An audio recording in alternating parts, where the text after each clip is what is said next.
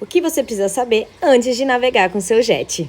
Você precisa estar habilitado na categoria Motonauta e é super importante levar a carteira Motonauta com você e o documento do jet em toda a navegação que for fazer. E a vestimenta correta para sua navegação é sempre um short de neoprene e o colete homologado pela Marinha do Brasil.